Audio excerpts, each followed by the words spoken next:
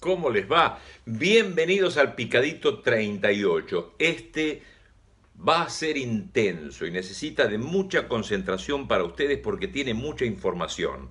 Por supuesto que voy a revolver en Macri, en Vidal y a la mafia a la cual pertenecen que excede los límites de este país.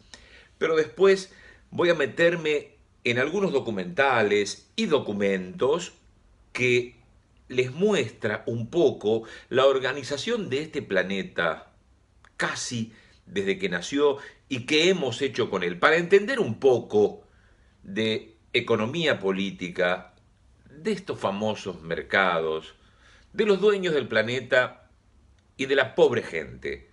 Pero primero, como pequeño burgués que soy, voy a descolillar un cigarro. No viene de La Habana, por eso no le digo habano. Le quito este cosito rojo que tiene acá. Como por arte de magia, aparece como anillo contra la envidia.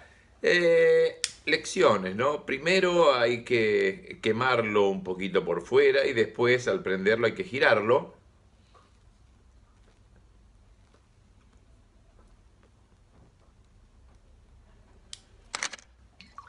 Single malt irlandesa para compartir con ustedes un picadito intenso que se los recomiendo, pero necesitan concentración. Capaz que no es para un viaje de 15 minutos en el subte. ¿Preparados?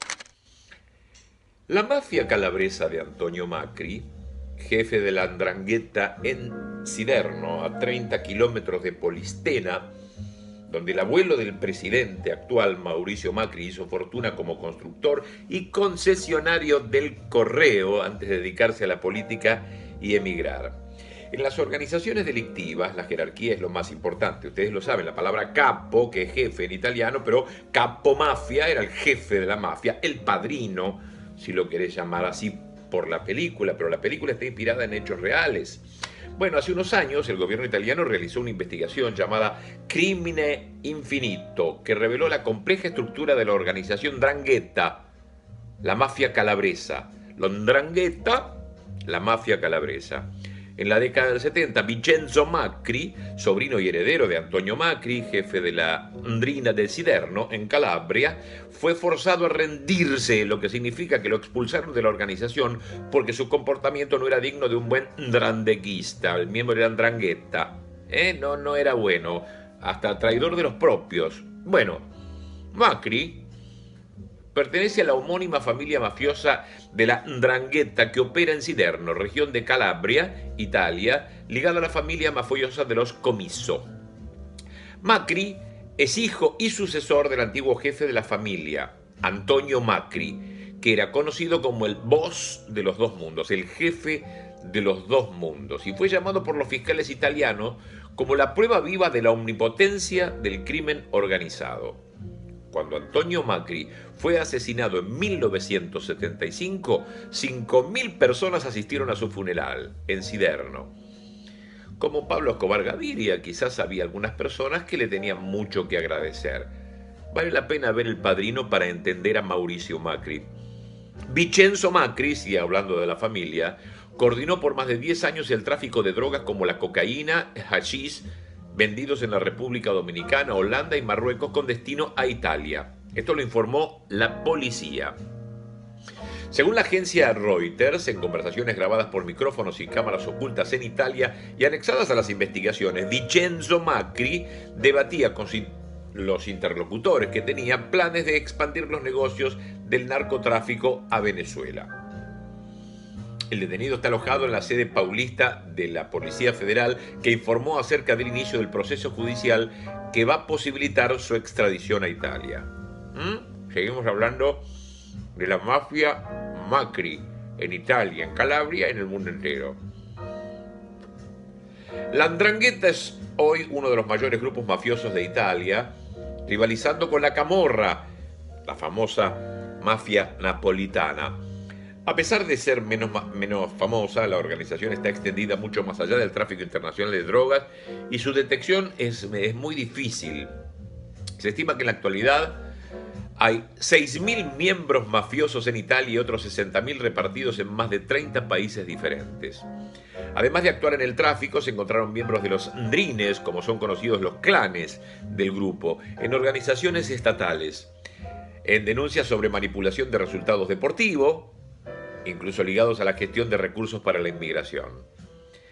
El 24 de mayo de 2015 sigo haciendo historias sobre la mafia Macri, la mafia de Italia, la mafia italiana, la mafia que asesina no solamente con planes económicos, sino que te degüella. Bueno, la mafia a la cual pertenece la familia de Mauricio Macri. Bueno, en mayo de 2015 se conoció la siguiente noticia. 'Ndrangheta. Vuelve a la cárcel el capo Salvatore Macri. En Siderno, los agentes del equipo móvil de Reggio Calabria detuvieron nuevamente a Salvatore Macri, de 66 años, en cumplimiento de una orden de prisión preventiva emitida el 21 de mayo por el Tribunal Reggio Calabria, que ratificó lo dispuesto en agosto de 2014 en virtud de la operación Contratos de Obra Pública Viciados. ¿Te suena, Macri? Obra pública. Te lo digo por Franco Macri.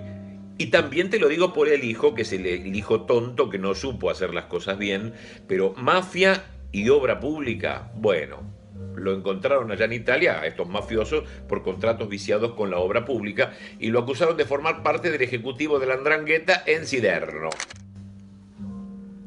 Salvatore es hermano del difunto jefe Vincenzo, también conocido como Baruni U, y nieto de Antonio Macri. Antonio, muchos Antonios, ¿no? Como Antonia, la hija de Mauricio Macri, qué casualidad. ¿Cómo le decían a este Antonio? Don Toni Macri, considerado el líder indiscutible de la 'Ndrangheta en toda Calabria, asesinado en Siderno en 1975. Salvatore Macri está alojado en una prisión de Reggio Calabria.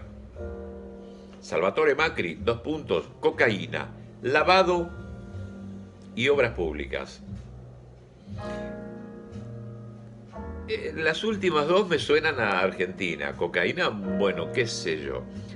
Hace casi 7 años Clarín advertía que la 'Ndrangheta se había convertido en la más aguerrida, sangrienta y potente de todas las mafias y manejaba, así decía Clarín, el mercado mundial de la cocaína. Su crónica tenía como fuente principal a Rubén Oliva, el periodista argentino radicado en Italia que ha dirigido y realizado La Santa, junto al colega italiano Enrico Fierro. La obra comprende un DVD con un documental que incluye una parte dedicada a nuestro país y un libro editado por la famosísima e indiscutible editorial Rizzoli, una de las más importantes editoriales de Italia. Voy a leerles un texto de aquella crónica premonitoria con algunas mínimas correcciones. Los magistrados, héroes en la lucha contra la 'Ndrangheta como el número 2 de la dirección antimafia italiana, Vincenzo Macri, participaron custodiados por un pequeño ejército de policías y carabineros en la presentación de La Santa en Roma. Tuvieron que presentar el libro con una dotación de seguridad tremenda porque estaba hablando un poco de los secretos de la mafia. En la entrevista con Clarín, Rubén Oliva anunció una conclusión impresionante. En 1 o 2 décadas, como máximo, las actividades centrales de la mafia calabresa en la Argentina no van a tener más centro en el tráfico de cocaína. Van a ser los negocios legales, fruto de la extraordinaria acumulación de capitales de origen criminal, los que les brindarán beneficios enormes, vaticinó. Si ustedes ven El Padrino 3, van a ver como Michael Corleone ya quiere negocios legales. Es tanto el poder, es tanto lo que tienen, que van a querer negocios legales. ¿Qué más legal que ser presidente de una república, no? Bueno, La Santa, siguió diciendo Oliva, es la nueva denominación que se da a la vieja 'Ndrangheta, cuyo extraño nombre viene del griego y quiere decir valeroso, corajudo. En las últimas 3 décadas, la organización ha dado un salto de calidad gigantesco, convirtiéndose en la mafia globalizada que controla el mercado mundial de la cocaína, cuya demanda aumenta continuamente. No es single malt, no son cigarros, no es tan sano. Argentina es hoy uno de los escenarios principales del tráfico internacional de cocaína, con 13.000 kilómetros de fronteras, enormes espacios con miles de campos de aterrizaje para pequeños aviones que traen la blanca. La falta de controles y de contraste de las actividades mafiosas se ha convertido en el país perfecto, la Argentina, para desarrollar los tráficos. Mucho más agregó Oliva. Cuando las grandes explotaciones agrícolas, el boom edilicio y turístico lo están permitiendo, a la santa hacer gigantescas inversiones en nuestro país, reciclando una parte consistente de la montaña de dinero proveniente de los tráficos del sur de América Latina. El magistrado Antonio Gratteri sostiene que la cocaína no sale más de Colombia a los mercados internacionales. Primero pasa por Argentina y otros países sudamericanos. Gabriel Youssef Aboud, uno de los principales funcionarios argentinos en la lucha contra los narcóticos, dijo a Oliva en Buenos Aires, según consta en el documental, que el poder de los narcos es infernal, corrompen gobiernos y funcionarios. Y agregó que el fenómeno se agrava por el crecimiento de la ávida demanda europea. A Europa va el 95% de la cocaína que se exporta desde la Argentina. Oliva también recordó su encuentro con Alicia López, que hasta 2005 fue funcionaria del Banco Central, dedicada a detectar los movimientos de capitales de la 'Ndrangheta calabresa y sus asociados locales. La 'Ndrangheta calabresa es Macri, se llama Macri, y sanguíneamente tienen que ver con Franco y con Mauricio. Mirá dónde llegó Mauricio. Bueno, esta chica que dijo eso renunció, desilusionada. Los resultados son malos. En Argentina faltan controles. Las causas judiciales, lo dicen los mismos jueces, están llenas de errores y contra personajes menores del narcotráfico, nunca contra los verdaderos responsables.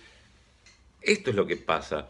¿Cuántas son las filiales de la Santa, las llamadas ndrinas instaladas en la Argentina? Le preguntó Clarín a Oliva. Espera que bajo esto. Son varias, pero todavía no se sabe cuántas. Las interceptaciones telefónicas, informáticas y ambientales son continuas y demuestran que la actividad de nuestro país es muy importante y crece continuamente. La investigación de Oliva y Fierro destaca que la actividad de la exportación de cocaína en los puertos y aeropuertos argentinos con rumbo a Europa está totalmente en manos de la 'Ndrangheta y sus asociados locales. Macri. Sandra Russo, la periodista de la 678, se interesó en el tema. Puntualizó que según la DIA, la Direzione Investigativa Antimafia de la Policía de Italia y la Guardia di Finanza, Policía Financiera, Antinarcóticos y de Aduana, dice que la 'Ndrangheta es actualmente una de las más poderosas organizaciones en el mundo y sus investigaciones estiman que alrededor del 80% de la cocaína que ingresa a Europa lo hace a través del puerto calabrés de Gioia Tauro, bajo el control de la 'Ndrangheta. Russo puntualizó que el dato parece sumamente exagerado, ya que es Vox Populi, y así lo ratifica el Observatorio Europeo de las Drogas y las Toxicomanías y Europol, y que la mayor parte de la cocaína que entra a Europa lo hace a través de puertos españoles como Vigo y Valencia. Bueno, la 'Ndrangheta también incluye banqueo de dinero a través de grandes contratos de obra pública y otros crímenes tradicionales como la usura y la extorsión, que suele invertir sus ganancias en actividades legales como la financiera o la construcción de viviendas. De acuerdo a Eurispes, European Institute of Political, Economic and Social Studies, ya en el lejano 2007 el volumen de negocio de la 'Ndrangheta, de los Macri, de la mafia calabresa de los Macri, se estimaba en alrededor de 44.000 millones de euros, alrededor del 2,9% del Producto Bruto Interno de Italia. Así que bueno, te hablé un poquito de Macri, que es lo que debo hacer, pero de todas maneras vale la pena verlo en acción. Quiero que sepan que si la inflación no baja, es culpa mía. ¿Está? No le voy a echar la culpa a otro. Aguante Macri. Estos meses difíciles los vamos a superar juntos y el Estado no puede mirar para otro lado.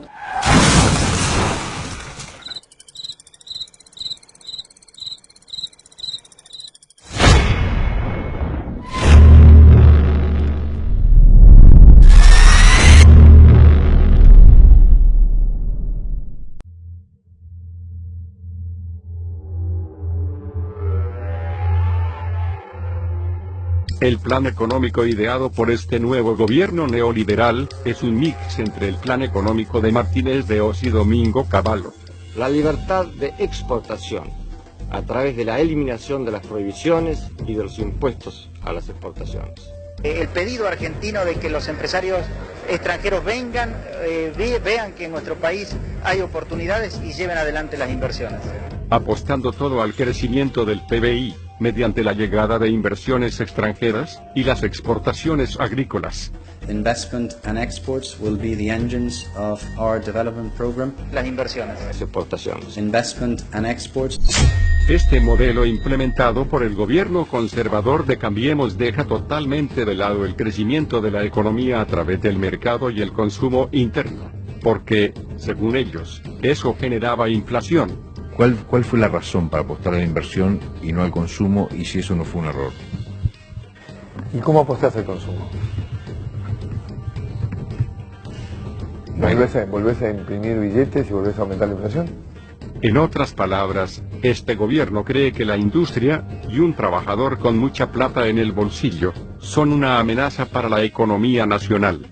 Michetti habla con los periodistas y en un momento dice estas textuales palabras: basta, basta, basta. El modelo de país que quiere Macri es India. La Argentina es un país de servicios. Basta de industrias. Este plan lo llevaron a cabo mediante el llamado trabajo sucio. We think the dirty job is mostly done. We had budgeted ourselves the first 6 months in office to do that. El cual es el primer paso de este plan ideado por Carlos Melconian, Federico Sturzenegger y Pratgay. El trabajo sucio consistió en hacer de la Argentina un país atractivo para que lleguen las inversiones extranjeras. Eso significa bajar los costos de la mano de obra. Lo que tenemos que hacer es bajar los costos y los salarios son un costo más. Para Melconian, para Mauricio Macri, los trabajadores argentinos ganan mucho. Mediante la devaluación, aumento de precios, tarifazos, importaciones y despidos, bajaron el poder adquisitivo del trabajador, para que la necesidad los lleve a aceptar empleos mal pagos. Todas estas medidas apuntan a concretar ese plan que diseñó Carlos Melconian. Porque la desocupación disciplina.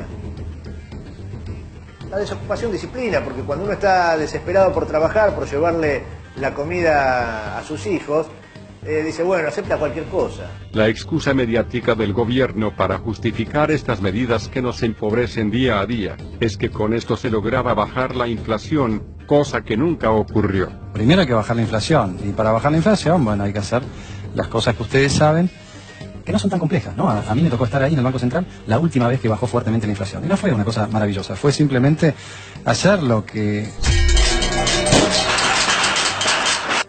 de sentido común uno tiene que hacer. Si usaran el sentido común, deberían darse cuenta que el trabajador no tiene la culpa de la inflación, sino los grandes empresarios codiciosos, son los generadores de precios altos, y deberían caerles a ellos con todo el peso del Estado, pero nunca le harían eso a sus amigotes empresarios. Y pareciera que el control es muy laxo, o sea, la gente, por ejemplo, hubo un acuerdo del supermercado con la Secretaría de Comercio, y los supermercados después hicieron lo que quisieron. Tal vez a nosotros no nos sale lo del patoteo, el atropello, no creemos en esa gente. No, pero yo no digo la persecución de Moreno, digo el control del Estado. A su vez, la contracara de este feroz ajuste para las clases media y baja, es el beneficio que se le ha dado a los más ricos, con la quita de las retenciones al sector agrario. Retención cero a las exportaciones regionales. Y la quita del impuesto sojero. Un ejemplo de esta voluntad y predisposición es el inmediato levantamiento del cepo sojero que dispusimos el lunes, en el primer día de nuestra gestión en el banco. Debido a todas las medidas anteriores que enfrían la economía interna y le quita recursos al Estado, el gobierno comienza a tomar deuda externa para cubrir ese déficit, evitando así un colapso económico. Apertura de importaciones y fuerte endeudamiento externo parecen ser dos pilares fundamentales. Y hoy la economía argentina funciona sobre la base de la deuda externa. No tiene capacidad de crecer por el lado del consumo, porque hay un proceso de recesión muy importante. No crece por el lado de las inversiones, por lo cual la única fuente de financiamiento que tiene la Argentina es el endeudamiento externo. Es decir, un parche para que el daño que le producen a la economía con el inicio de este modelo no se note. Un parche que tiene fecha de vencimiento. Parte de esta deuda es la contraída con Lebacs, que son títulos públicos de deuda que se compran en pesos, adquiridos por bancos y grandes inversores, por una duración de 35 hasta 252 días. Cumplido ese plazo, los inversores cancelan esa deuda con el Banco Central cobrando la totalidad de lo depositado anteriormente, más una alta tasa de interés, favoreciendo la llamada timba financiera. El problema es que la mayor parte de las reservas del Banco Central, por no decir ya la totalidad, es producto de préstamos, deuda y levax. En otras palabras, el Banco Central argentino está funcionando no con dinero propio, sino con dinero de los bancos extranjeros. Solamente en el país de los Kirchner se le ocurría al gobierno pagar deuda en efectivo, ¿no? En general la deuda se paga con deuda. Se renuevan los vencimientos porque hay confianza y credibilidad y entonces se van renovando, si Dios quiere, a tasas más bajas. Las inversiones es la etapa fundamental y en la que se sostiene todo este plan, paradójicamente es la que aún no logran conseguir. Las inversiones son las que supuestamente darán felicidad y prosperidad a la población. Estamos esperando a ver si llegan los dólares. A ver si llegan los dólares, acá estamos esperando. Y por lo visto, nunca llegarán, debido al inesperado cambio de rumbo que tomó una de las potencias más importantes del mundo. Donald Trump is the president of the United States. La victoria de Donald Trump como presidente de Estados Unidos fue un baldazo de agua fría para el gobierno neoliberal de Mauricio Macri, ya que Trump, a diferencia de Macri, llegó con el objetivo de proteger la industria y al trabajador de su país, dejando de lado los intereses de los grandes grupos financieros. Todas nuestras políticas deben estar enfocadas en dejar los trabajos y la riqueza dentro de Estados Unidos. De esta forma, Trump termina con un proceso neoliberal que dominó a Estados Unidos durante 36 años consecutivos. Desde el neoliberalismo conservador de Ronald Reagan, hasta el neoliberalismo progresista de Barack Obama. Yes, we can. Thank you. God bless you. ¿Qué significa esto para el gobierno de Mauricio Macri? Significa que se queda sin su mayor aliado neoliberal, un aliado que sería su mayor respaldo para que los inversores tengan la confianza de invertir en la Argentina. El colapso. La alianza conservadora de Cambiemos ahora está en un gran dilema: no aceptar el problema y seguir con el plan neoliberal, esperando que por algún milagro llegue la lluvia de inversiones. Así que estamos muy confiados de que las inversiones están llegando y van a llegar como fuerza a la Argentina. Usted mantiene su patrimonio en offshore, en el exterior. ¿Cómo espera que con esta situación vengan las inversiones o vayan las inversiones a Argentina? ¿Cómo era la pregunta? El problema no es el tomate. El problema tampoco es que va a haber un caos económico. El problema es no asumir que hay un problema. Otra salida de esto sería volver a apostar por el consumo y el mercado interno. El problema es que esto no solo va en contra de todo lo que creen, sino que tampoco saben cómo hacerlo. ¿Cómo se hace para que crezca el consumo? Porque digo, el consumo sigue cayendo aunque estamos terminando el año. ¿Y cómo haces para que el consumo aumente? ¿No hay ninguna respuesta para cómo incrementar el consumo? Y si bien los 2 primeros años de su gobierno aún estaban a tiempo de hacerlo o por lo menos intentarlo, el otro gran problema es que ellos mismos se encargaron de que ya, aunque quieran, les resulte muy difícil lograrlo. Porque este gobierno decidió endeudarse excesivamente mientras esperaba la llegada de la lluvia de inversiones. Como dije anteriormente, las reservas de nuestro Banco Central es dinero de préstamos y levax. Ahora si deciden cambiar el rumbo y volver a inyectar plata en las calles, no podrían cumplir con los plazos de pago de la deuda, y eso desencadenaría el colapso económico. Y la única manera de estimular el consumo es poner más plata en el bolsillo de la gente. Y si no la tenemos a la plata, la única manera es, ¿tomamos deuda? ¿Es malo? ¿Hacemos más inflación? Es malo. Entonces, que sí que no se puede. En otras palabras, el futuro de la Argentina ya no está en manos del gobierno, sino de los bancos extranjeros. Cuando ellos lo decidan, esto se acaba. No lo dicen por TV.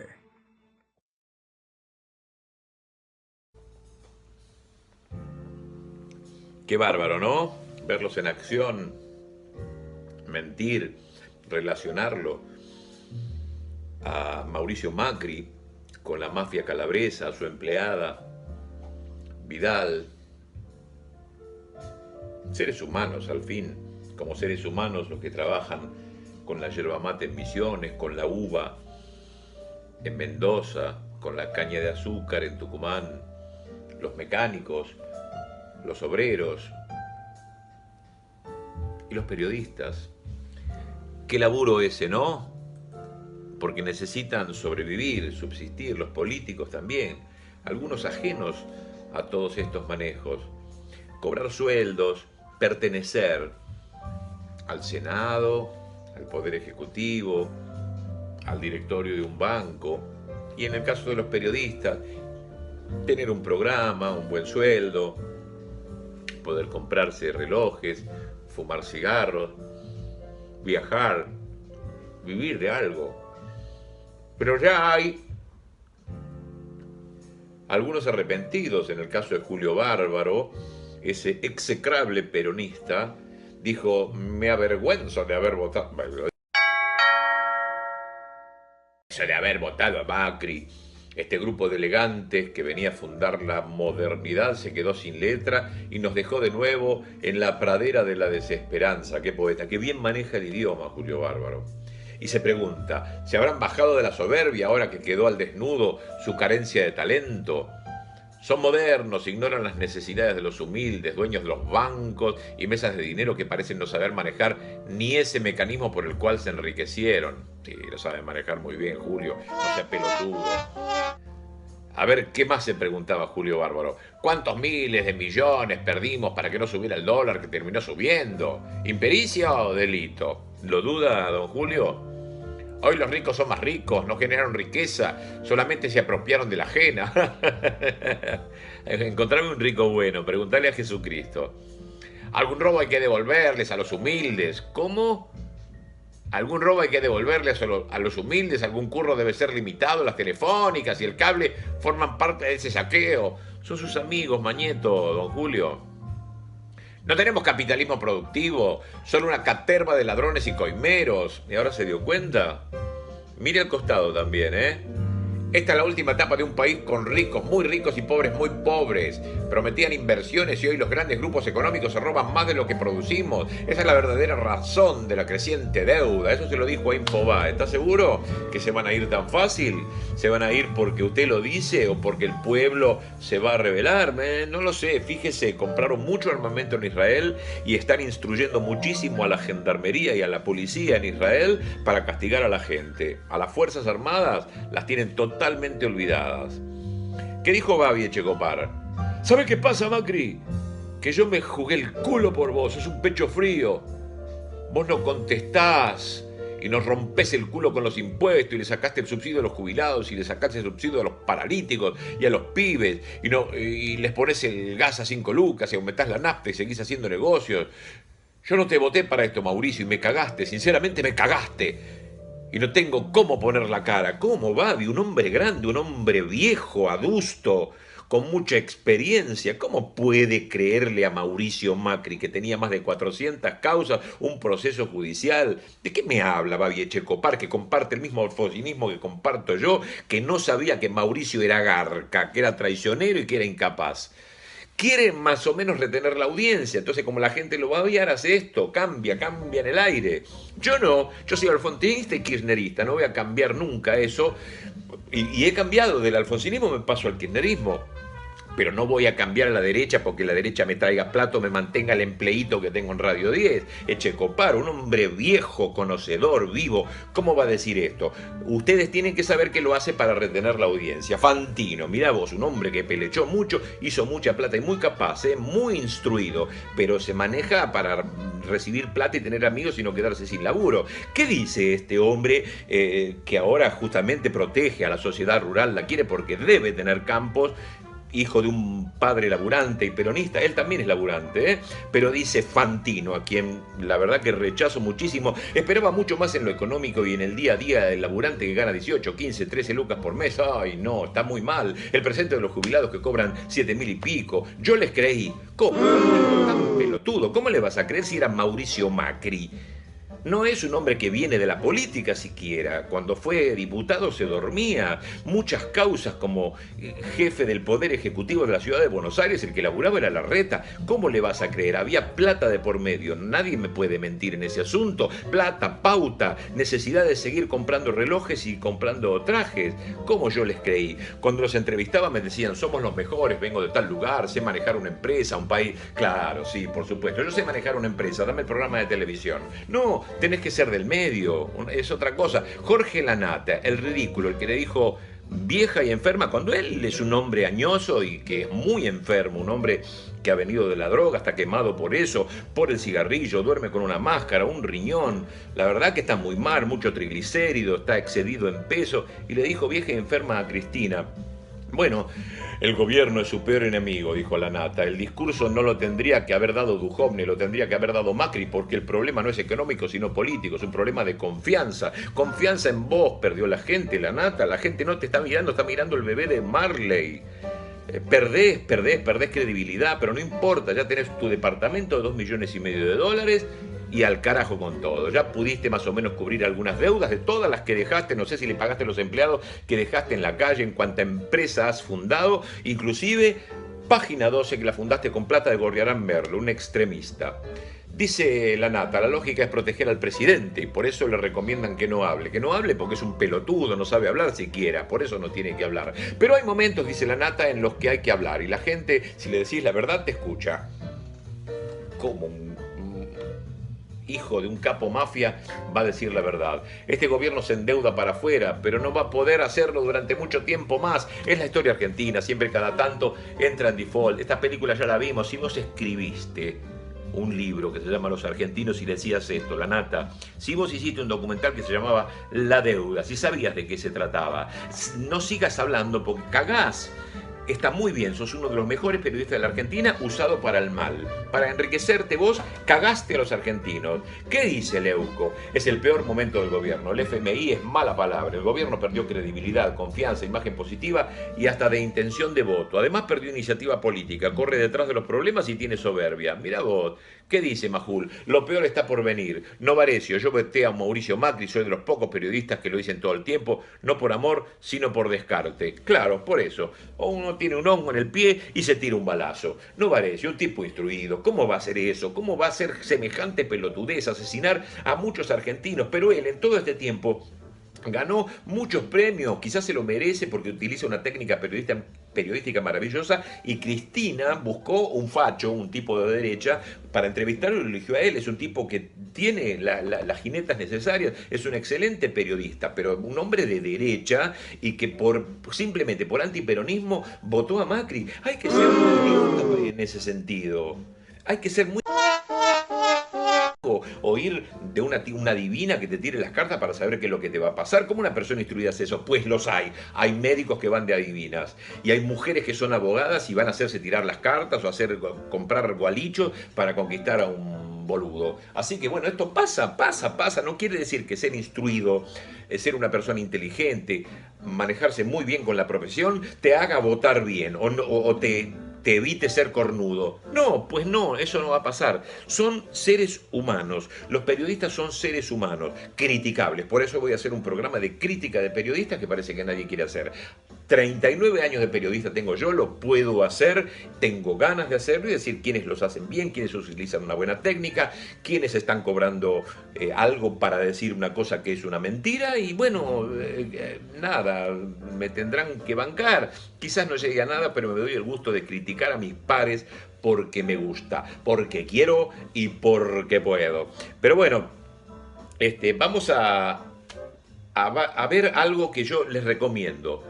Tómense su tiempo, si quieren pongan pausa ahora, lo ven mañana, lo ven pasado, yo voy a seguir con esto, es uno de los picaditos más largos que hay, pero necesito que vean cómo se compone la administración del mundo, quiénes son los dueños del mundo, quiénes son los Morgan, los Rothschild, los Rockefeller, cómo se organiza esta sociedad que va enriqueciendo cada vez más a menos personas, pero que tienen mucho más poder y nos empobrece a toda la gente a un ritmo acelerado. Yo he visto hace poco un documental que dicen que es el mejor documental de la historia. Búsquenlo así, o si no, en mi lista de reproducción de docs, de documentales, en este canal de YouTube, está el mejor documental de la historia. Habla de muchas cosas, dura como 2 horas y media. Yo extracté un pedacito, lo grabé con la cámara en la computadora, mal, como corresponde, no es un afano, porque ahí figura quiénes son, lo voy a leer acá, Thrive Movement, y espero que con esto, y después hay mucho más, se instruyan un poco aquellos que no lo saben, cuál es el movimiento de los capitales, los dueños del mundo, verdaderamente, ¿quiénes son los que están arriba de Macri? Los que están arriba de Mañeto, los que están arriba de las empresas, los que están arriba de los bancos, los que están arriba de los gobiernos. Véanlo.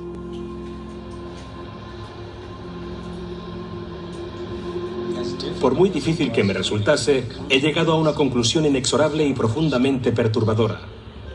Creo que una élite de personas, junto con las compañías que dirigen, han conseguido controlar no solo nuestra energía, el suministro de alimentos, la educación y la sanidad, sino cada una de las facetas de nuestra vida. Y lo hacen controlando el mundo de las finanzas, pero no crean más valor, sino que en realidad controlan la fuente del dinero.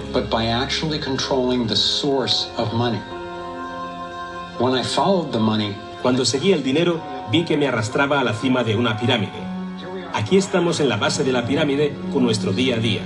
Por encima de nosotros está el gobierno, personas a las que se les ha otorgado un monopolio de poder y lo usan para imponernos impuestos y controlarnos, estemos de acuerdo o no. Pero ¿quiénes los controlan a ellos?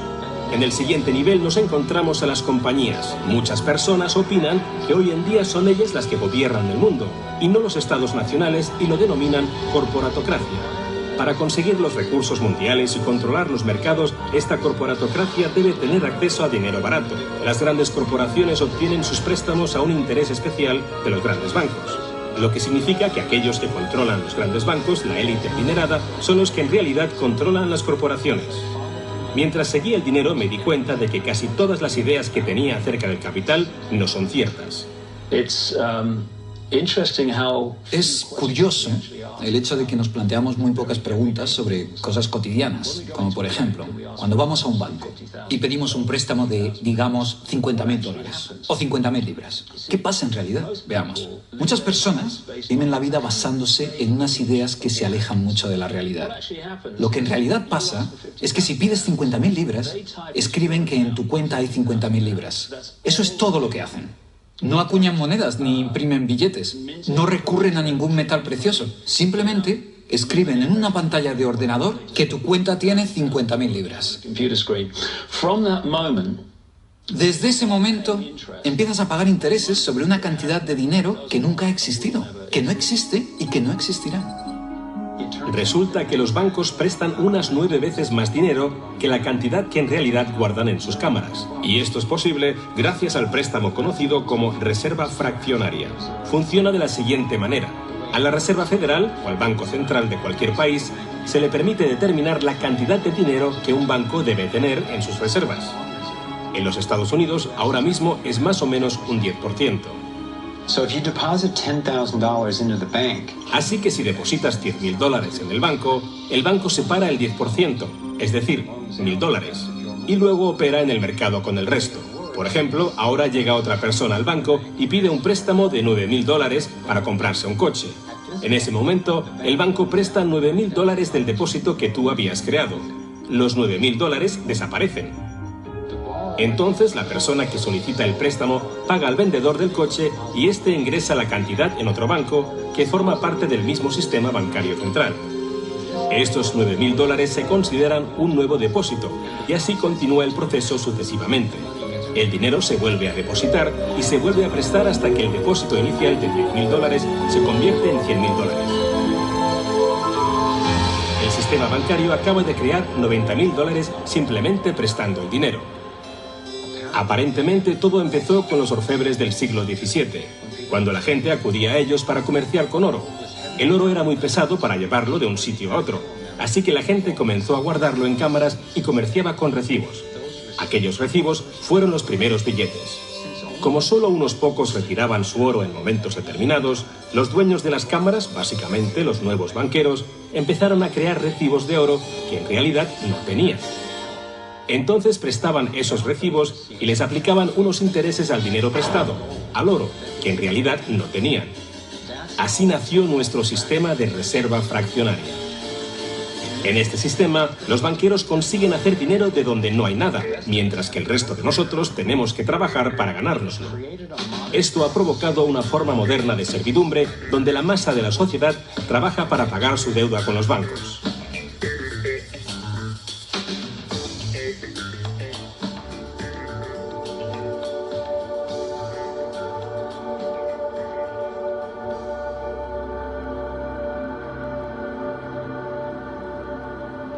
Bajo este esquema de reserva fraccionaria, inevitablemente nos hemos convertido en esclavos de la deuda de una élite financiera que nos gobierna. No porque sean mejores o más inteligentes que nosotros, sino porque han manipulado el sistema para beneficiarse de una gran parte de la gente de este planeta. Catherine Austin Fitts es experta en este tema. Fue ayudante del Departamento de Vivienda y Desarrollo Urbano de Estados Unidos bajo el mandato del presidente George Bush Sr. y luego asesora de la administración de Clinton. Let's set up a game of Monopoly and you want to buy Park Place. Imaginemos el juego del Monopoly. Ahora quieres comprar el Paseo del Prado. Lo que puedo hacer continuamente es imprimir dinero, darme más y más dinero, disminuir el valor de tu moneda al imprimir cada vez más. Da igual lo duro que estés trabajando o el éxito que tengas. Al final, siempre te puedo comprar y no me cuesta nada. Pero ¿cómo se explica que si vosotros o yo mismo fabricamos billetes, se nos acuse de falsificación? Pero si lo hacen los bancos, entonces sea un incremento de la masa monetaria. ¿Cómo han conseguido los bancos este poder? Esto es Jekyll Island, donde en 1910, representantes de los Rockefeller, los Rothschild, los Morgan y otros banqueros privados se reunieron en secreto para preparar la legislación que crearía la Reserva Federal. Ed Griffin se encargó literalmente de escribir un libro sobre lo que pasó en Jekyll Island. Los bancos centrales son como carteles bancarios, quienes se han asociado con los respectivos gobiernos de los países donde operan y se les ha otorgado un poder monopolístico sobre la creación del suministro monetario del país. Eso fue lo que los políticos les ofrecieron como regalo, se podría decir, a cambio de la asociación. Y a cambio, ¿qué ofrecen los banqueros a los políticos? Les prometen crear dinero de la nada, ahora que tienen esa potestad para hacerlo cada vez que el gobierno lo necesite. Y desde 2008 hemos presenciado la mayor impresión de dinero falso de la historia. La prestidigitación financiera disfraza los costes, esconde a quien debemos culpar y nos deja como esclavos de la deuda trabajando para pagar las facturas. Me ha chocado el hecho de que en el mismo año en que se creó la Reserva Federal, en 1913, se creara también el Servicio de Impuestos Internos, y desde entonces se estableció el impuesto sobre la renta. Así que todos nosotros tenemos que pagar la deuda de los políticos con intereses a los banqueros. El problema es que tenemos un sistema bancario privado y centralizado en los Estados Unidos, disfrazado de sistema público. Si buscas en la guía telefónica de aquí de Washington, en el área de DC, si buscas por la Reserva Federal, en las páginas azules gubernamentales, ahí no aparece nada, sino que aparecen las páginas blancas, justo al lado de Federal Express. Es un banco central y privado. ¿Cuál es la relación adecuada, cuál debería ser la relación adecuada entre el presidente de la Reserva Federal y el presidente de los Estados Unidos? Bueno, primero debemos dejar claro que la Reserva Federal es una agencia independiente. Y eso significa, básicamente, que no existe ninguna otra agencia del gobierno que pueda anular las acciones que emprendemos.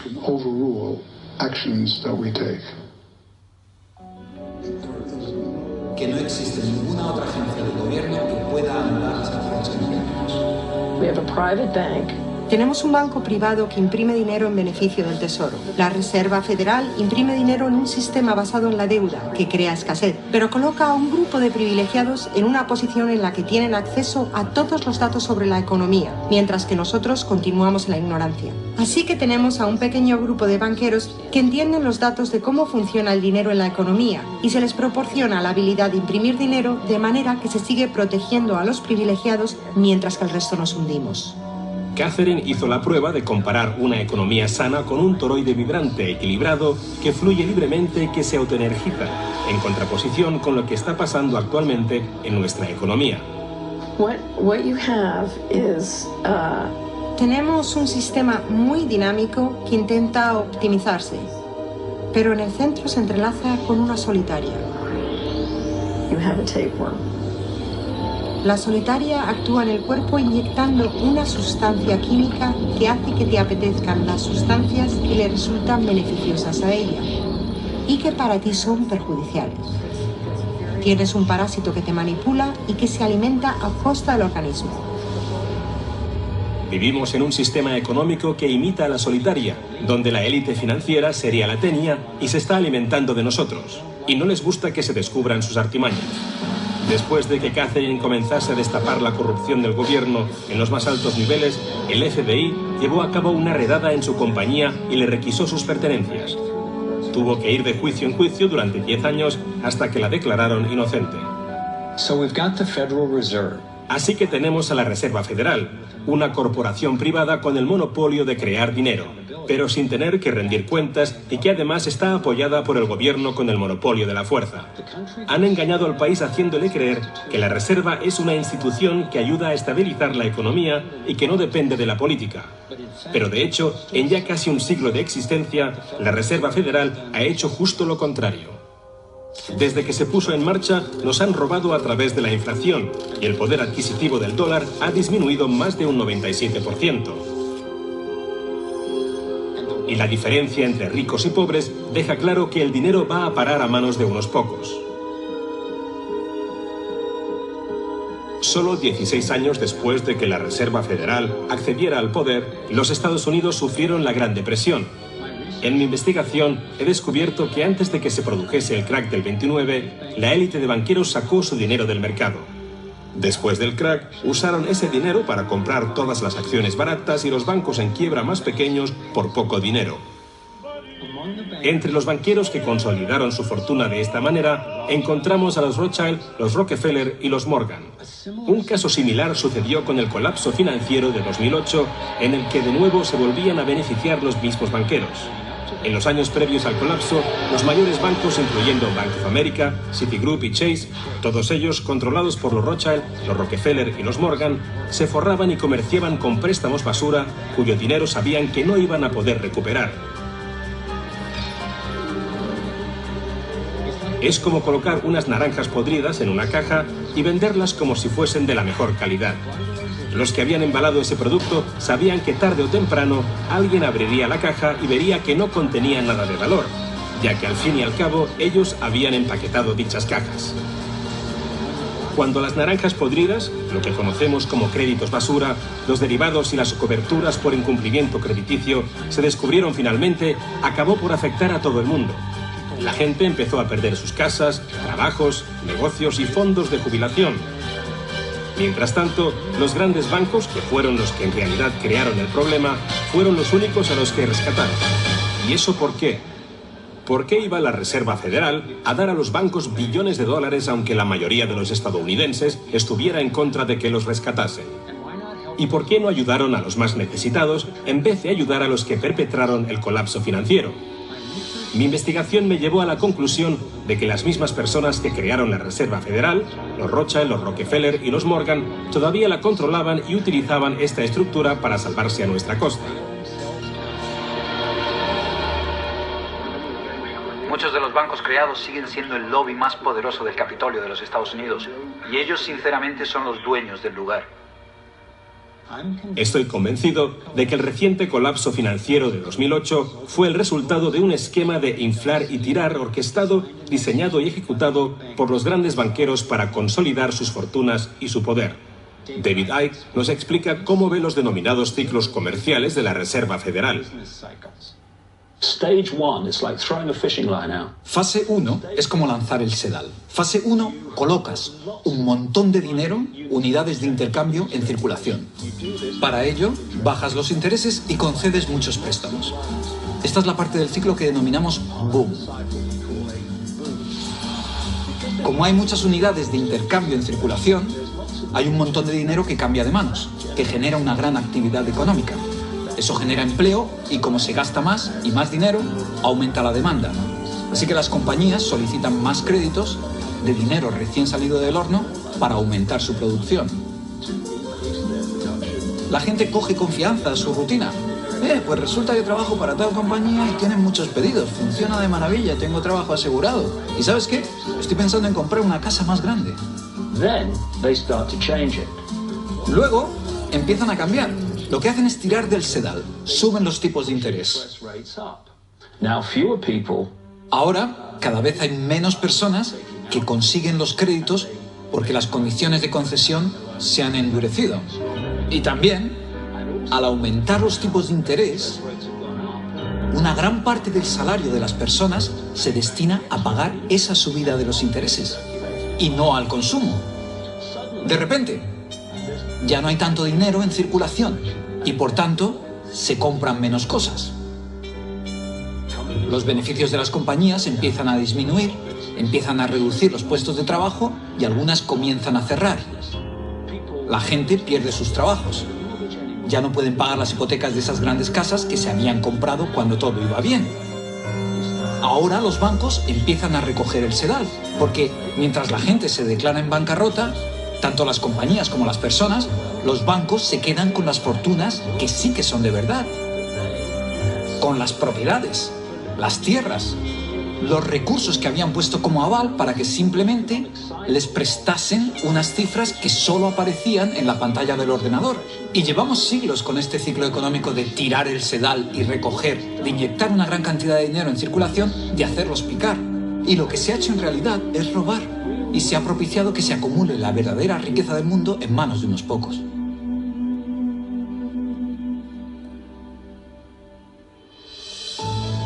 A nivel internacional, los bancos centrales utilizan el Banco Mundial y el Fondo Monetario Internacional para hacer más dinero mientras explotan los recursos de aquellos países a los que les prestan dinero y con este proceso acaban llevándolos a la bancarrota. El Banco Central de los bancos centrales es el banco creado por los Rothschild, el Banco de Pagos Internacionales. La élite se está posicionando para controlar el acceso a prácticamente todo lo que necesitamos para sobrevivir. Da igual a qué parte del mundo vayas, porque el dinero está controlado por el sistema bancario. Ellos deciden si la gente come o no come. ¿Quién se convierte en multimillonario y quién sobrevive con menos de $1 al día? El que controla el dinero, controla el mundo. Y muy pocas personas controlan el dinero.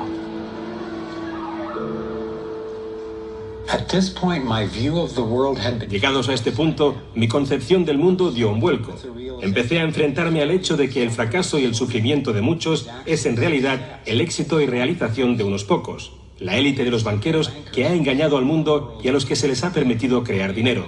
Todos ellos ya son dueños de vastas fortunas. Entonces, ¿cuál es su finalidad? ¿Cuáles son sus objetivos?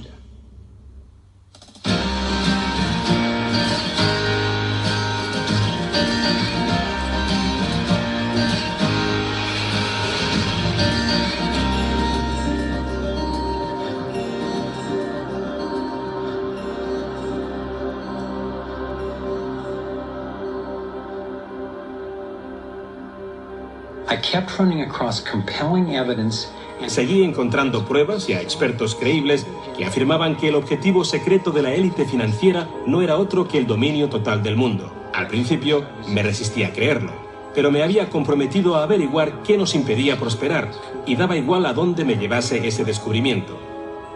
Una noche me desperté a las 3 de la madrugada con una pregunta que me inquietaba.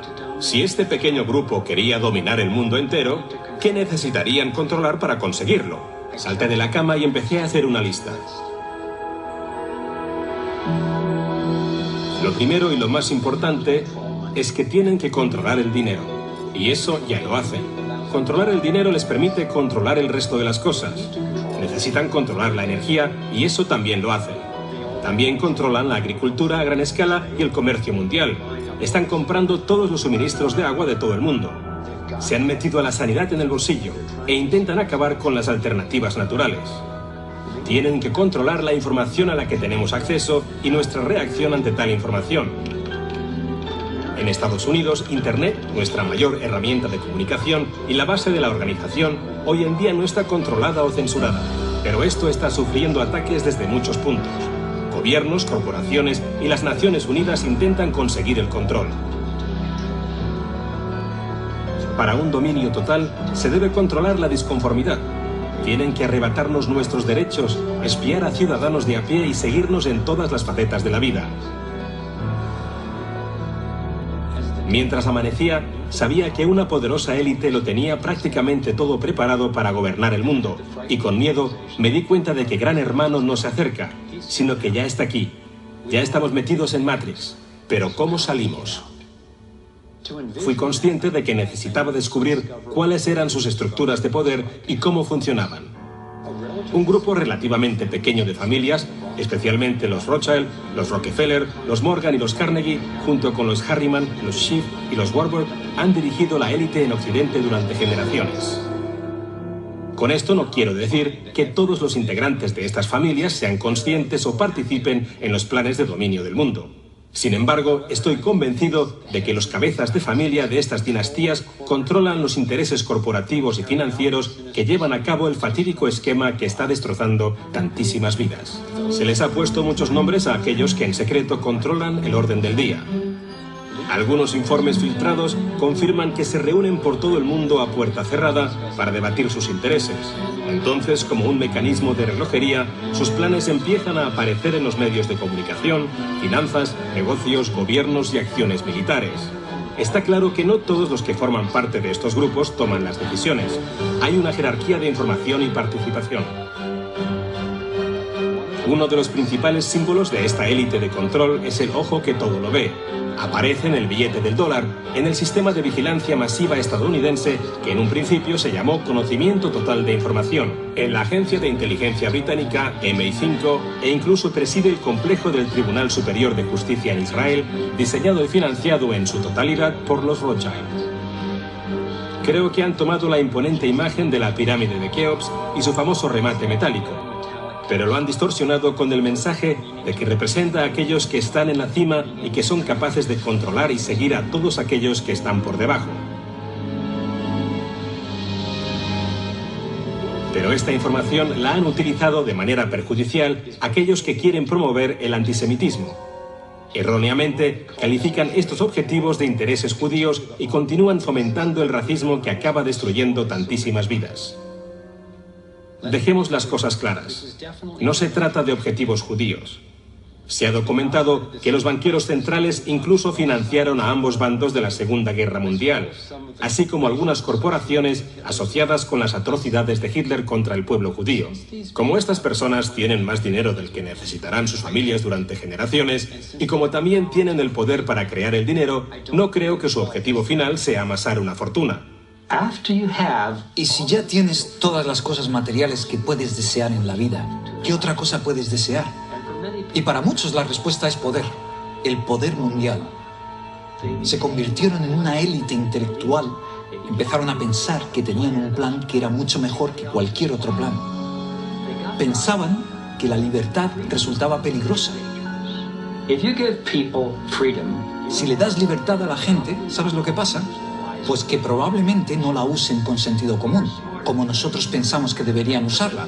Somos más listos que ellos y por su propio bien debemos gobernarlos. Cuando por fin acepté la idea de una élite que nos gobierna y que planea dominar el mundo, empecé a escuchar a estas mismas personas hablar de manera más atrevida y en público sobre todo esto. Solo que ellos lo llamaban el nuevo orden mundial. Cuando tengamos éxito, y lo tendremos una oportunidad real de conseguir este nuevo orden mundial. Se trata de un nuevo orden mundial con retos completamente diferentes. Se puede crear un nuevo orden mundial. Es una gran oportunidad.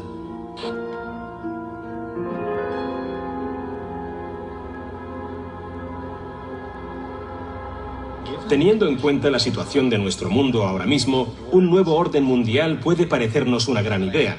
Pero tengo que diferenciar entre lo que descubrí sobre el dominio mundial, un único gobierno global dirigido por una pequeña élite, y la realidad de nuestra interconexión global. que es darnos cuenta de que a un nivel fundamental y espiritual no somos tan distintos, todos estamos conectados. Pero los objetivos para el dominio del mundo sugieren todo lo contrario. Siguen la estrategia de divide y vencerás, para mantenernos enfrentados, pensando que el problema son los demócratas o los republicanos, los liberales o los conservadores, cuando en realidad ambos partidos tienen los mismos objetivos. Creo que nos dirigimos a un mundo totalitario, en realidad a una dictadura militar dirigido por una pequeña élite que tiene todo el poder y dicta las leyes. Si tuviesen éxito, no habría lugar al que huir o dónde esconderse. Pensadlo detenidamente.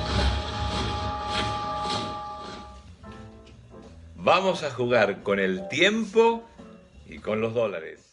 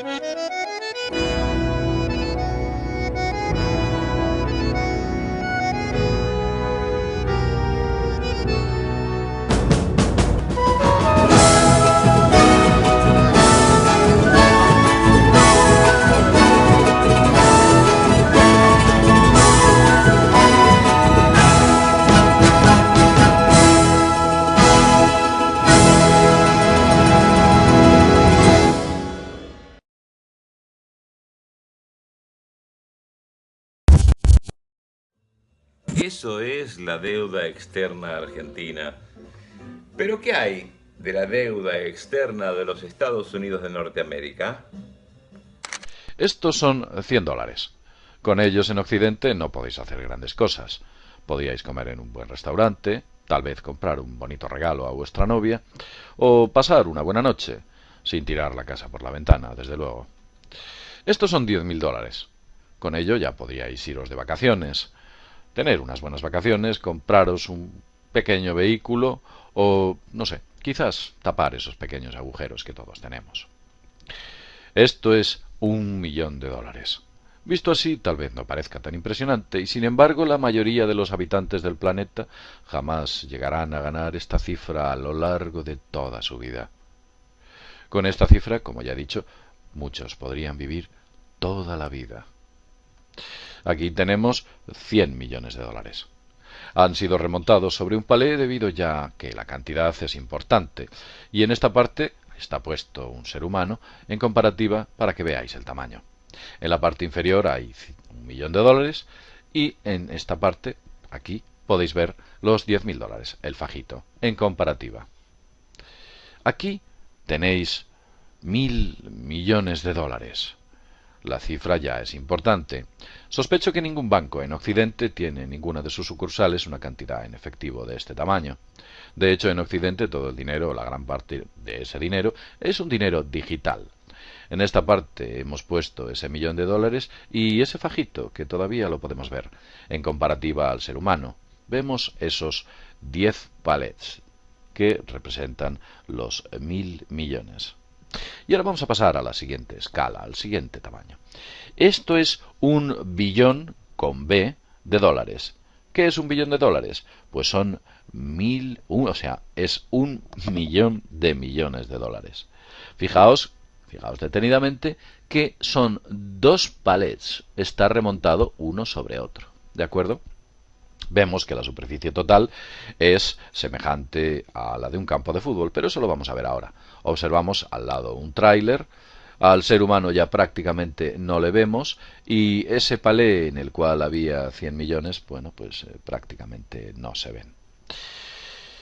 Para que lo veáis más claramente, vemos la comparativa de ese billón de dólares, esa comparativa, ¿no?, la podemos ver al lado de un campo de fútbol o de un campo de rugby americano. Aquí vemos un 747, un jumbo, vemos el camión y el ser humano se nos ha quedado en una pequeña motita de polvo. Vamos a pasar a la siguiente cantidad. Esta cantidad ya es muy respetable. Son 15 billones de dólares. La Estatua de la Libertad, bueno, en comparativa empieza a resultar pequeña. Vemos que esos 15 billones de dólares pueden tener un tamaño enorme. Pero por supuesto es mucho menor a la deuda de Estados Unidos. Estados Unidos tiene la siguiente deuda. La imagen que veis aquí, concretamente esta, representa ni más ni menos los 114.5 billones de dólares que Estados Unidos tiene en su deuda. Toda esta cantidad. Al lado podemos ver las Torres Gemelas, las desaparecidas Torres Gemelas en comparativa.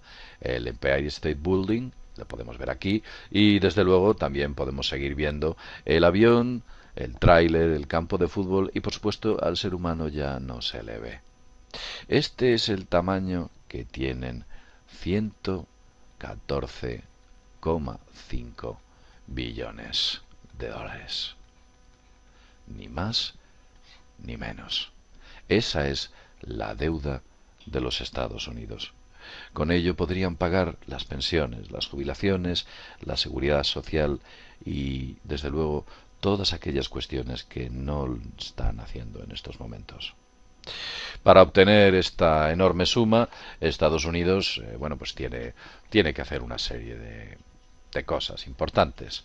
¿Qué es lo que puede hacer Estados Unidos para poder obtener esa enorme cantidad? Hay tres posibilidades.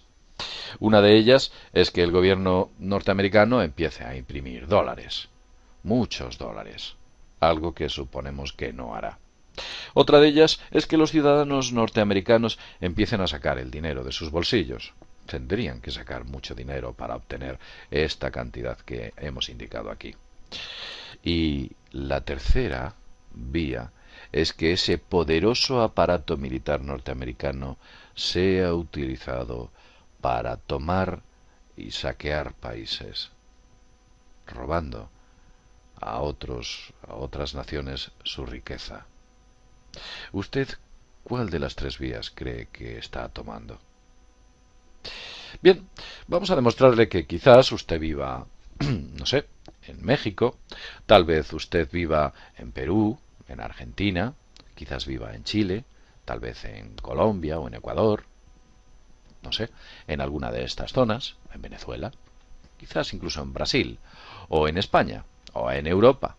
Vemos claramente cómo en esta gráfica el país más pobre del mundo es Estados Unidos. Se ve claramente. E incluso el tercer mundo, como vemos, está en verde. Su deuda externa no es tan grande como parece. Pero hay un dato curioso. Vemos que el país que menos, incluso la deuda externa la tiene en números verdes, quiero decir, es China. China es la potencia económica mundial. Como vemos, entre este país y este otro país existe un importante conflicto. ¿Quién sabe si ese conflicto al final se va a desatar en alguna zona del mundo, concretamente en esta? Bien, después de este pequeño videoprograma en el cual os hemos intentado demostrar que quizás esta economía sea la más pobre del mundo y su país, pese a vivir en alguno de estos sitios, no sea tan pobre como le cuentan, pues despediros y, bueno, pues os esperamos en el próximo videoprograma de mundodesconocido.com. Hasta pronto. El neoliberalismo mata. Y mata de hambre. Yo lo viví en los 90. Yo estaba muy bien. Hacía el mundo de Disney. Y con una campaña que se llamó Juntos por un Amiguito recorrí el país. Y vi más desnutridos de lo que vio Susana en esa época que hizo famoso a uno. Uno murió delante de mí. El neoliberalismo mata. Siempre. No hay fórmula neoliberal que haya salido bien. Ni siquiera en Inglaterra. Hay países un poco más justos, los países nórdicos, Noruega, Finlandia, Dinamarca, Suecia, otros que serían riquísimos y justos y no lo pueden ser por el bloqueo, pero no hay chicos durmiendo en la calle, como Cuba, y otros que utilizan una derecha un poco más solidaria, como Canadá y Australia. Pero después están los imperios.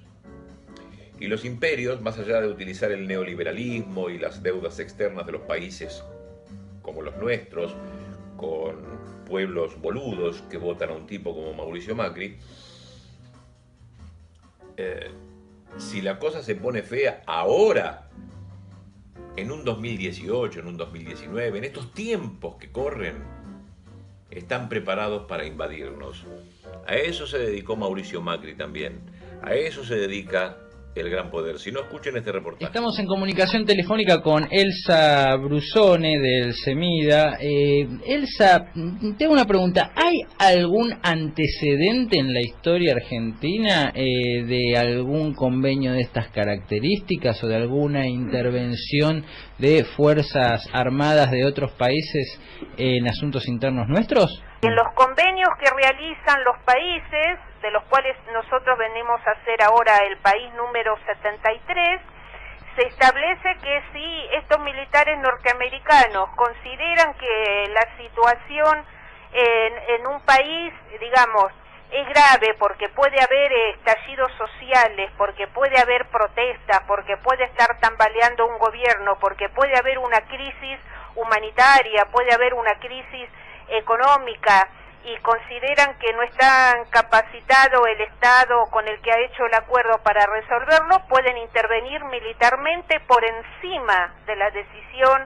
del gobierno del momento y por encima de las Fuerzas Armadas y de seguridad existentes.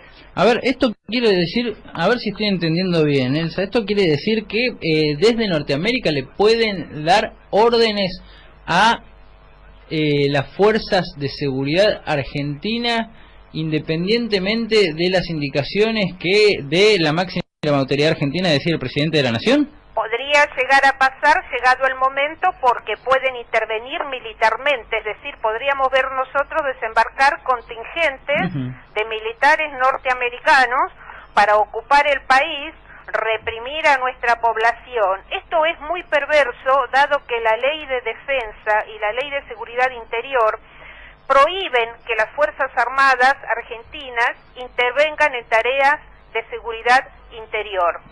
Es evidente que este modelo que está instaurado social y económico desde el 10 de diciembre del 2015 por voluntad del 51% de los votantes, sin represión no cierra.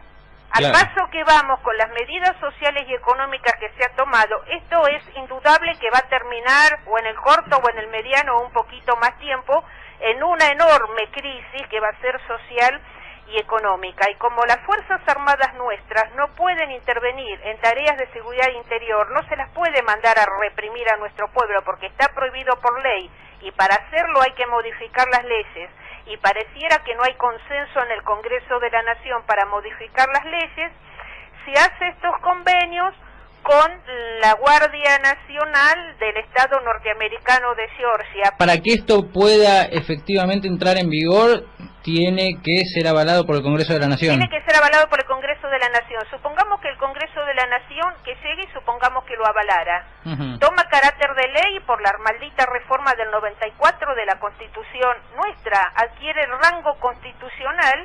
¿Y qué posibilita esto? Es la entrega lisa y llanamente del país a una fuerza armada extranjera, a un país extranjero. Esto es traición a la patria. El presidente de la Rúa renunció y se fue en helicóptero de la Casa Rosada.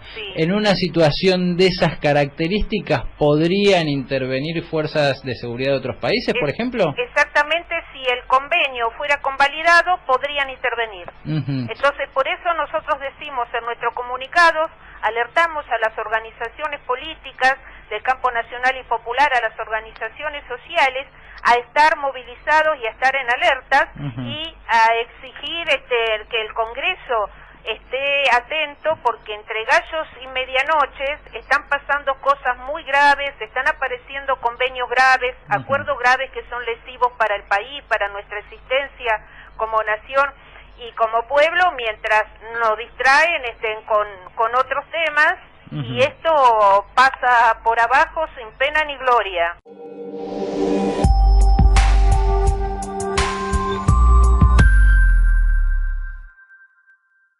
No tienen ningún miramiento con nada, ni siquiera con el planeta que ellos mismos habitan, simplemente por quitar los recursos a mansalva. Escuchen a este compatriota. En vez de poner pelotudeces en el YouTube y todo eso, tendría que darse cuenta cómo están haciendo mierda el país y el agua. Esto era un lecho. Mira cómo quedó ahora. Todo el agua que está faltando en este lugar, el auto estaría tapado. Toda el agua que está faltando en el lugar está siendo usada por las mineras. ¿Y saben que las regalías por la minería debe ser muy alta, o las coimas directamente son muy altas? No dejemos que nos pase esto, no dejemos. Todos estos animales de esta zona se están muriendo, pues no tienen que beber. ¿O acaso alguno de ustedes tomaría algo de esto?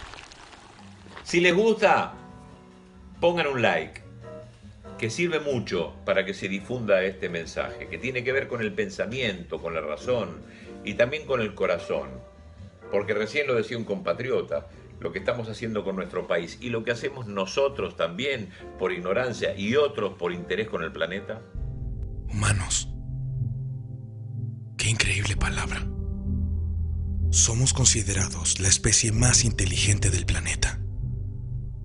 Sin embargo, somos la peor. ¿Qué hacemos en este mundo? ¿Quién nos trajo aquí? ¿Cuál es nuestra misión en el planeta?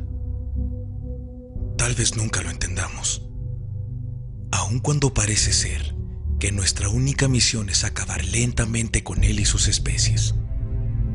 ¿Te has puesto a pensar que tal vez este planeta no nos pertenece? Aún así su cuidado está en nuestras manos. Ellos estuvieron mucho antes que nosotros, y solo somos sus invitados. Hemos venido a invadir su territorio y estamos destruyendo su hogar. Se nos ha soportado por siglos, se nos ha perdonado incontables veces, pero seguimos ignorando su situación. Hemos sido sus secuestradores, sus asesinos, y sin embargo, nos aceptan como sus dueños. Somos la única especie que ataca, destruye, aniquila, contamina y extingue por ambición, o solo para vivir un poco mejor. El mundo es tuyo, es nuestro, es de todos nosotros. Sin embargo, recuerda que también es mundo de ellos, y tenemos que entender que no pueden hacer nada al respecto para salvarse, y mucho menos para salvar el planeta. El planeta Tierra está muriendo. Lo estamos destruyendo en forma vertiginosa y está hambriento de amor. No le quedan muchas fuerzas. Y a pesar de todo, nos sigue regalando generosamente los mejores espectáculos desde que llegamos a él. El planeta ha sido el mejor anfitrión de nuestra especie. ¿Acaso no merece un reconocimiento? Si se nos dio la capacidad de hablar, pensar, crear, construir y ayudar, ¿por qué solo callamos, ignoramos, destruimos y matamos? Abre los ojos. Tú también estás muriendo, junto con tu planeta. El único planeta en nuestro sistema solar donde se nos dio el privilegio de vivir. Somos miles de millones en este planeta. Somos una raza pensante, racional, dominante. ¿Por qué no nos hemos dado cuenta de eso? Somos capaces de conquistar países, la luna e inclusive planetas.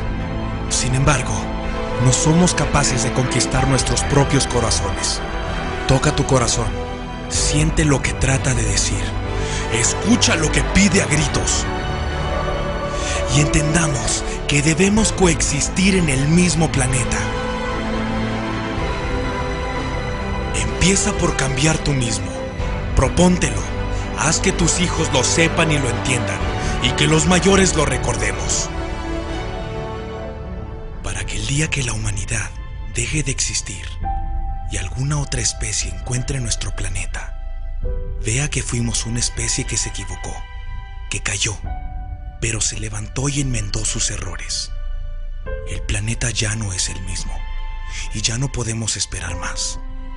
Todos sabemos lo que tenemos que hacer. El tiempo apremia. El futuro del planeta está en tus manos.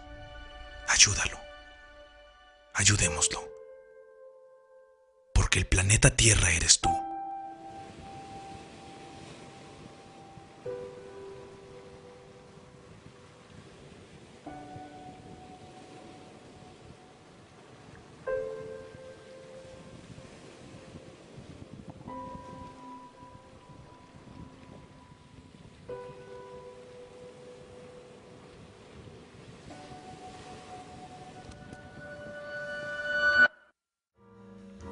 Hombres, en definitiva. ¿Pero somos todos malos? Y no, vos podés hablar de tu vieja, de tu hermano, de tus amigos. No son malos, no serían capaces de todo esto. Por supuesto que no. Es una minoría que accede a un cierto poder y a un cierto dinero, después se caga en el resto. Pero la mayoría no tenemos eso, entonces esa condición humana no aflora.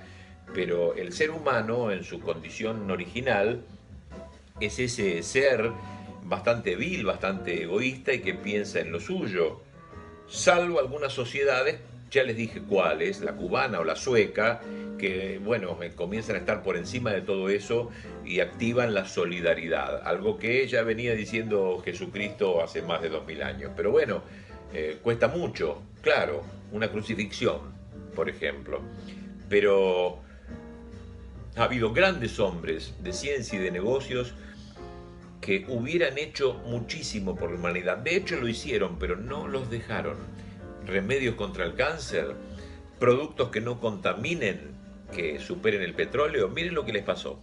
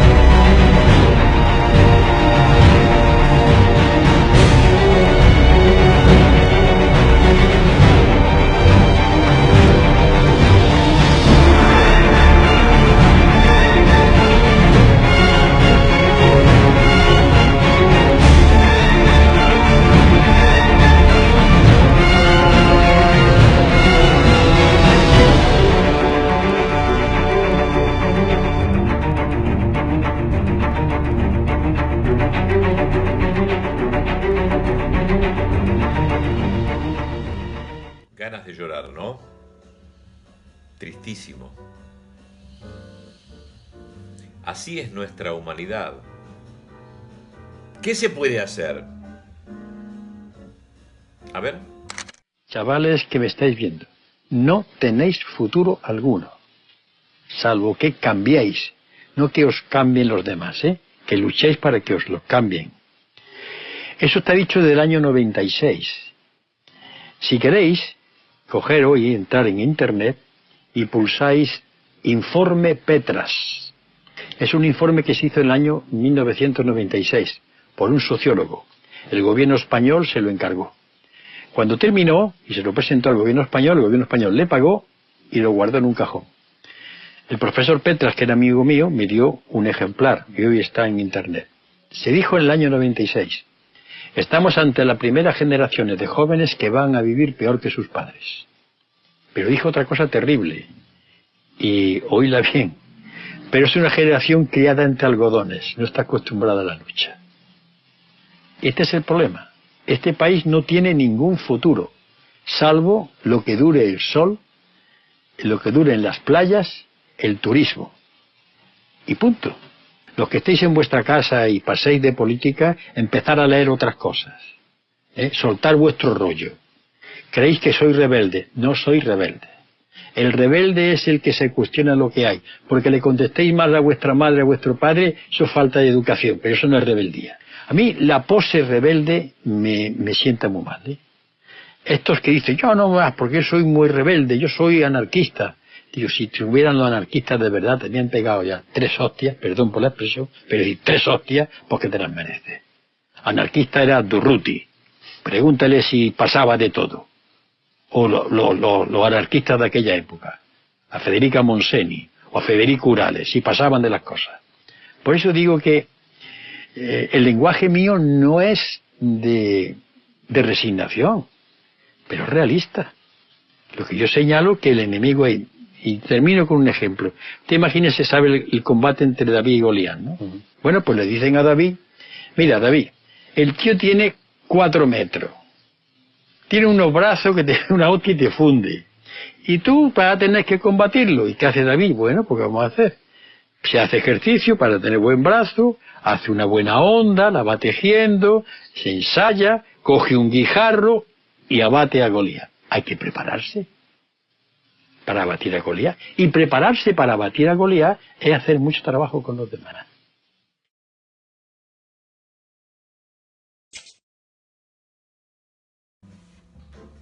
Nosotros tenemos mucho por hacer y se comienza así, desde abajo. Y tenemos tantas causas por defender. La minería a cielo abierto, la depredación de nuestra fauna, de nuestra flora por la sojización, y cuidar las fuentes de trabajo, cuidar sistemas como los que quería combatir Churchill, que era el peronismo, porque el peronismo había encontrado esa tercera posición que no era la Unión Soviética, ni tampoco el imperialismo norteamericano ni británico, y encontró una tercera posición que era el populismo, que verdaderamente daba un estado de bienestar. Bueno, entonces ir a la calle y defender causas, 44 millones pueden con cualquiera, pero tienen que ser 44 millones, que no piensen que esto es una causa política partidaria, es una causa de nosotros, los argentinos. Entonces, bueno, me tomo simplemente el derecho de hablar sobre Telam, y este es un ejemplo que se puede dar en todo. El Estado es el que garantiza la libertad de prensa y la libertad de información. Telam es patrimonio del pueblo argentino, de los medios y de la democracia, y quizás no lo valoraste nunca vos que trabajás en un banco, en un taller mecánico, en una panadería, en tu estudio de abogacía. Telam, teledifusora americana creada por el general Perón en la década del 40, constituye un hecho de soberanía informativa, estratégico para un modelo político de descolonización cultural, liberación nacional e integración nuestroamericana. El golpe tiránico contra la libertad de expresión es un gesto de censura múltiple a periodistas y empleados de la Agencia Estatal de Noticias, porque es nuestra, es de todos nosotros, Telam. Claro, supuestamente, Piensan distinto que el pensamiento oficial del actual equipo del gobierno nacional.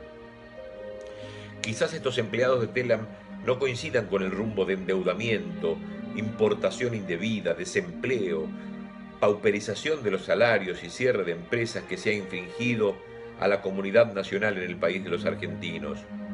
No son los únicos que piensan así. Su derecho a pensar distinto es un derecho avalado por la Constitución Nacional y la Declaración Universal de los Derechos Humanos.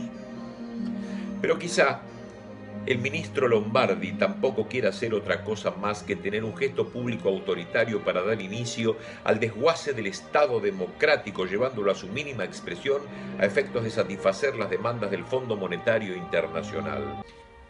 Tener una agencia de noticias es tener muchísimos periodistas nacionales en los lugares donde suceden las cosas, uno en Tucumán, otro en Rosario, otro en Santiago del Estero, otro en Santa Cruz, pero además tener en París, en Londres, en Estados Unidos, en Japón, periodistas que puedan dar una versión nacional sobre el asunto y además que contrarreste con grupos económicos que laburan en las otras agencias de noticias, la inglesa, la norteamericana, la francesa, e inclusive nacionales, como la que tiene Mañeto, que es Diarios y Noticias.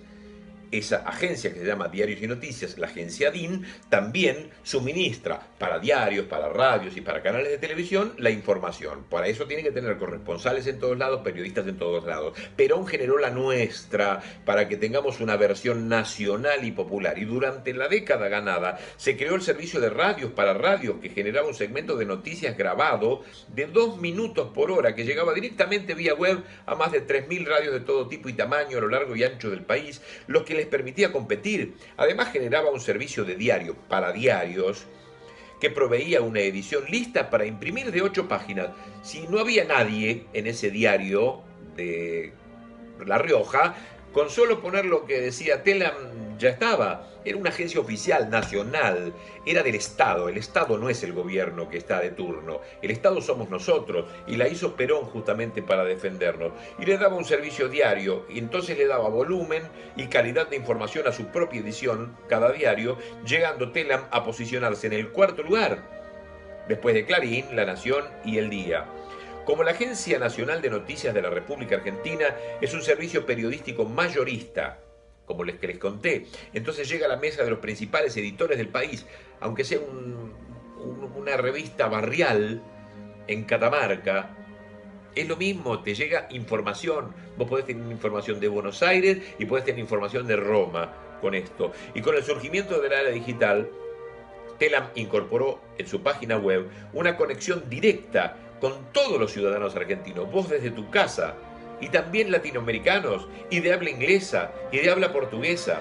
Y a través de su convenio con el Ministerio de Educación de la Nación, los 500 cables de noticias diarios que produce Telam pudieron incorporarse como un servicio gratuito a las notebooks de los estudiantes secundarios de todo el país para que pudieran acceder directamente a las noticias crudas, sin la carga ideológica de los intereses de los lobbies económicos que defienden muchas veces los medios de comunicación privados, como Clarín, Radio Mitre, La Voz del Interior, todos del mismo dueño. Todas las radios, canales de televisión, diarios y periódicos, revistas y portales del país se nutren permanentemente de los cables de noticias de Telam. Y además, Telam llega por las redes sociales a cientos de miles de usuarios directamente y recibe desde el primer día de su nuevo portal de noticias más de 50.000 visitas diarias. La información que surge de la Agencia de Noticias Estatal en la Argentina es fruto de la mejor escuela periodística del país, la de mayor tradición y del mejor plantel de periodistas de la Argentina. La sola idea de pensar que un funcionario político pueda prevalecer para desvirtuar la realidad de una noticia por sobre los códigos del periodismo en Telam nos hace sonreír, ya que quienes conocen su idoneidad jamás dudarían de su solidez profesional. A mí no me hace reír Lombardi. Su debilitamiento o desaparición constituye una grave afrenta a la libre circulación de noticias y obstruye la libertad de información en el país. El hachazo a Telam es un hachazo a la democracia y significa un nuevo paso hacia la dependencia a favor de las corporaciones mediáticas cuyo poder, tamaño y alcance constituyen una grave afrenta a la libertad de los ciudadanos de la Argentina. Si la información es poder, la falta de información es una disminución en el poder de las mayorías. Un paso en el vacío hacia la dictadura corporativa de los conglomerados financieros. ¿Te das cuenta cómo tiene que ver todo con todo de lo que te pasé hoy? Lo que tiene que ver el poder de tener la información para generar pelotudos que puedan llegar a votar a un tipo como Mauricio Macri, que le conviene a las corporaciones que lo dominan. Ya te dije siempre que Macri es una mierda, hay una mosca que la come, que es Mañeto, pero hay sapos que comen la mosca, que son los grandes grupos económicos, que son a su vez comidos por la gran serpiente, que es el poder de los Rothschild, de los Rockefeller y de los Morgan, el Fondo Monetario Internacional. De esto se trata. Por la lucha de Telam, mirá este video.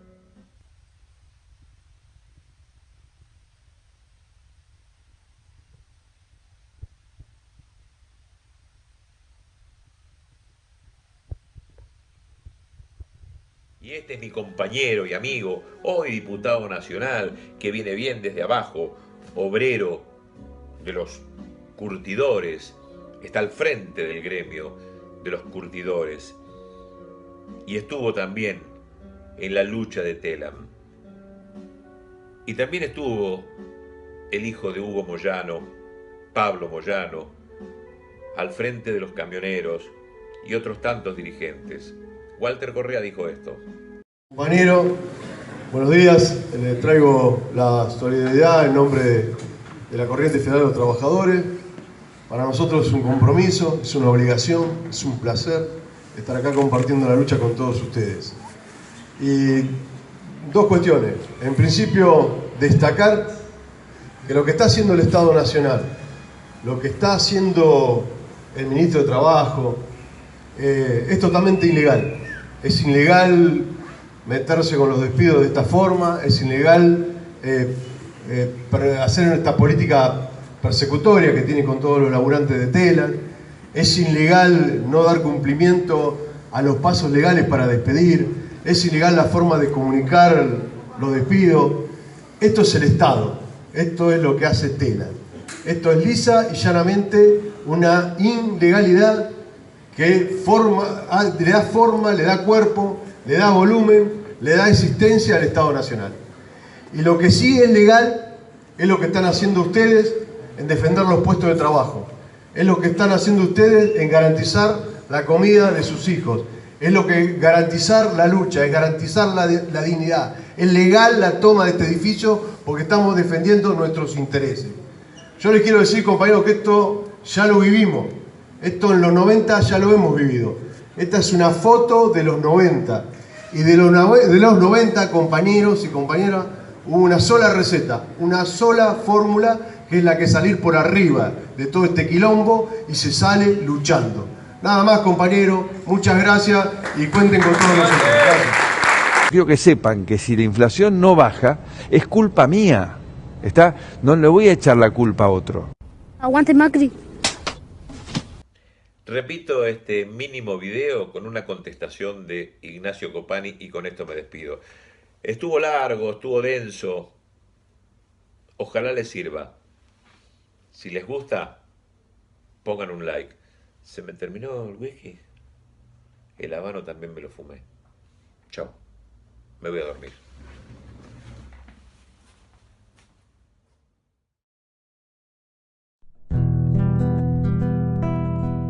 El que está a cargo de todo le ha pedido de mal modo a la mayoría de la población. Háganse cargo de esta situación a un pasito del abismo. Mire usted, yo estoy de acuerdo. Hace casi 1 año y medio que me vengo haciendo cargo del dolor, de la tristeza y de la desazón que provoca su cinismo. Háganse cargo de lo que a la gente se le prometió. Háganse cargo de lo que se le quitó. Háganse cargo de sus cargos de altas remuneraciones, que de mis canciones me hago cargo yo. Periodistas desquiciados, panelistas ofuscados, masticando mierda en la televisión. Háganse cargo de la dimensión de los daños que causaron en la onda honra del artista, en la psiquis del taxista, en la copa que sin leche se quedó. Háganse cargo de las leyes que hoy de un plumazo nos borraron. Háganse cargo de su aliento a la discriminación. Háganse cargo del racismo en expansión. Háganse cargo en su platea del que sin pensar putea, que de mis ideas me hago cargo yo. De la mentira al por mayor, de la impericia y del error, que no es error, si pasa, pasa, y si no piden perdón. Háganse cargo sin pudor del odio y la persecución, de la censura y de la desinformación. Funcionarios traidores que viven como señores, mientras en su pueblo el hambre se instaló. Háganse cargo de haber dado todo el poder a los pudientes, de quitar un pan del plato para dárselo a ese gato bien comido, bailarín y fanfarrón.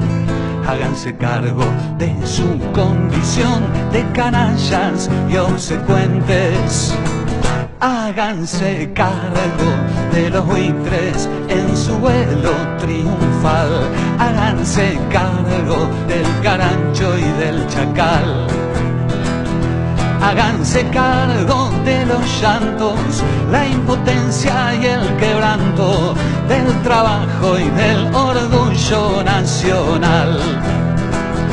Yo me hago cargo mientras tanto de pelearla con mi canto, que por suerte nunca quiso ser neutral.